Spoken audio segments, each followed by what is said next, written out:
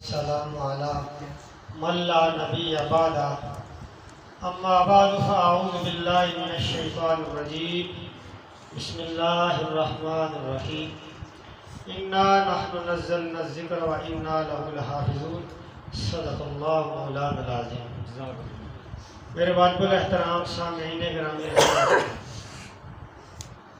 मैं सबसे पहले हाफिज़ फैसल साहब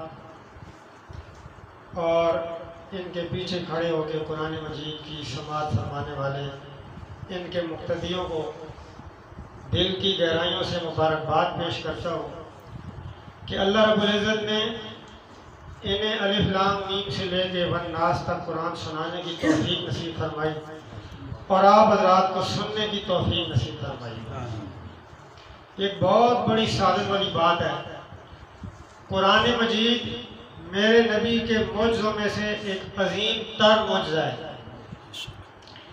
अल्लाह रब्बुल इज़्ज़त ने आदम अलैहिस्सलातु वस्सलाम से लेके इमामुल अंबिया जनाब हज़रत मोहम्मद मुस्तफ़ा सल्लल्लाहु अलैहि वसल्लम तक जितने भी अंबिया नाज़िल फरमाए हैं, उन नबियों को आप भी मानते हैं, हम भी मानते हैं। और जितने नबी भी आए, हर नबी को बतौर दलील के मेरे अल्लाह ने कुछ मोजज़ात अता फरमाए थे, जो लोगों के सामने बतौर दलील पेश करते थे कि लोगों हम अल्लाह के सच्चे रसूल हैं, ये दलील है। मिसाल के तौर पे जनाब हज़रत मूसा अला नबीना अलैहिस्सलातु वस्सलाम, अल्लाह ने आपको ये मोजज़ा अता फरमाया था कि आपके हाथ में जो असा होता था, जो लाठी होती थी, जब आप उसको फेंकते तो वो अस्तहा बन जाया करती थी। और मुफस्सिरीन ने लिखा है कि ये लाठी हज़रत मूसा अलैहिस्सलाम की दलील थी और मोजज़ा था। और ये ऐसा अजीम और अजीब मोजज़ा था कि जब हज़रत मूसा अलैहिस्सलाम को पानी की ज़रूरत पड़ती तो ऐसी लाठी को ज़मीन में गाड़ देते, पानी के फुहारे जारी हो जाया करते थे। जब किसी दरख्त के फल खाने की ज़रूरत पड़ती, इस लाठी को ज़मीन में गाड़ देते तो फौरन वो दरख्त बन जाता, पत्ते लग जाते और फल लग जाता। जब हज़रत मूसा अलैहिस्सलाम जा रहे होते थे तन्हा, तो यही लाठी साथ साथ चलती जाती थी और बातें करती जाती थी। हज़रत मूसा के साथ हम कलाम हुआ करती थी। इसी तरह हज़रत ईसा अलैहिस्सलाम है, अल्लाह ने उनको ये मोजज़ा अता फरमाया था कि वो मुर्दों को अल्लाह के हुक्म से जिंदा कर दिया करते थे। और अल्लाह रब्बुल इज़्ज़त ने ये मोजज़ा भी अता फरमाया था कि मादा ज़ात नाबीनाओं को वो बीना कर दिया करते थे। और अल्लाह रब्बुल इज़्ज़त ने उनको ये मोजज़ा भी अता फरमाया था, अगर उनके सामने कोई इंसान आ जाता तो उसको ये बता दिया करते थे कि तू क्या खा के आया है और घर में क्या बचा के आया है।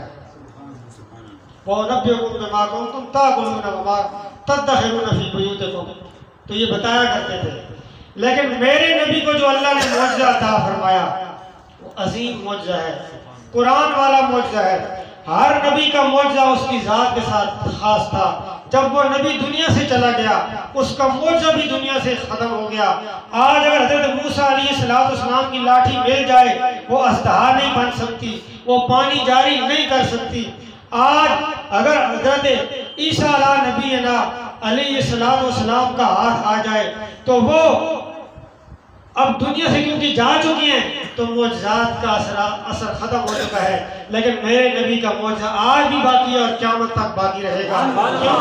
अल्लाह फरमाते हैं इन्ना नहनु नज़्ज़लना ज़िक्र व इन्ना लहु लहाफ़िज़ून। मेरे महबूब ये मैंने नाज़िल किया है और मैं खुद इसकी हिफाजत करूँ। सुभान अल्लाह। तो दोस्तों, जैसे हाफिज़ फैसल कह रहा था कि आपने कुरान मजीद की तिलावत को नहीं छोड़ना, तो भाई कुरान मजीद की तिलावत सिर्फ रमज़ान के महीने में नहीं करनी है, पूरा साल इसकी आदत बनानी है। इसलिए कि कुरान मजीद की तिलावत करना ये मेरे अल्लाह का तरीका है और कुरान मजीद की तिलावत सुनना भी मेरे अल्लाह का तरीका है। मैं अक्सर अर्ज़ किया करता हूँ कि जब जिन्नों और इंसानों की पैदाइश से कई हजार साल पहले ऐसे एक महफिल मेरे अल्लाह ने सजाई। आज आप बैठे हैं, उस वक्त फरिश्ते बैठे हुए थे और अल्लाह रब्बुल इज़्ज़त ने कुरान मजीद की सूरह ताहा और सूरह यासीन तिलावत फरमाई थी।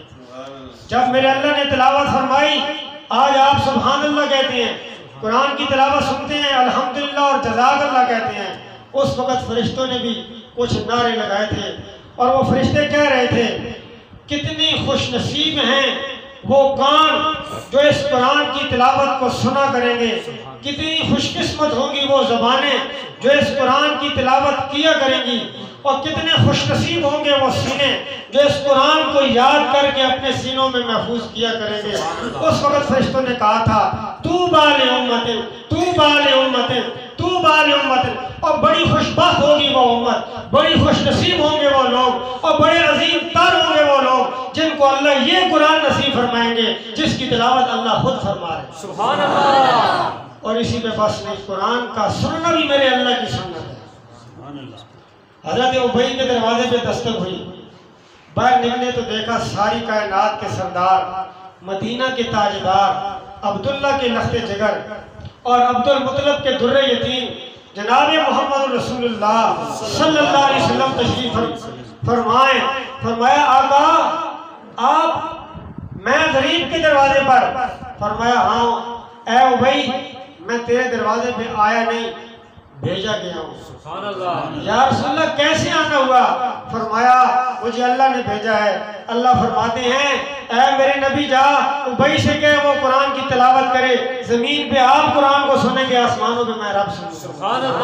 तो कुरान का सुनना मेरे अल्लाह की भी सुन्नत है, आपने सुन्नत को जिंदा किया है। तो क्योंकि उलमा की कसरत है, बात लंबी हो जाएगी, तो अजीज दोस्तों कुरान की तिलावत को करना है इंशाअल्लाह। आखिरी बात, इमाम आसिम रहमतुल्लाह अलैह बहुत बड़े अल्लाह के वली गुजरे हैं। मस्जिद नबवी में सारी जिंदगी लोगों को अल्लाह का कुरान पढ़ाया और इतनी मोहब्बत से कुरान की तिलावत करते थे, इनके चेहरे से खुशबुएं आती थी। सुभान अल्लाह। लोग पूछते रहते, आप क्या खाते हैं? कोई इलायची खाते हैं, कौन सी खुशबू अपने चेहरे पे लगाते हैं? आपके चेहरे से खुशबू आती है। तो बात को दाएं बाएं कर दिया करते थे। एक दिन एक मुक्तदी आ गया और वो बैठ ही गया। उसने कहा, जब तक आप बताएंगे नहीं मैं आपके पास से जाने वाला नहीं हूँ। बताएं क्या वजह है कि आपके चेहरे से इतनी खुशबू आती है? तो इमाम आसिम ने फरमाया, जब तू इसरार करता है तो फिर सुन, मैं अल्लाह के कुरान की तिलावत करता हूँ और बड़े प्यार से तिलावत करता हूँ। एक दिन रात को जब मैं सोया हुआ था, मुझे आमना के लाल सल्लल्लाहु अलैहि वसल्लम की ज़ियारत हुई। प्यारे आका मेरे पास आए और फरमाते हैं, आसिम तू अल्लाह के कुरान की तिलावत इतनी मोहब्बत से करता है, मैं मोहम्मद का दिल चाहता है मैं तेरे चेहरे को प्यार कर दूं। तो प्यारे आका ने मेरे होठों पे बोसा दिया है, उस बोसे की बरकत है कि आज तक मेरे चेहरे से खुशबू आती रहती है। अल्लाह से दुआ, अल्लाह अमल की तौफीक। आमीन।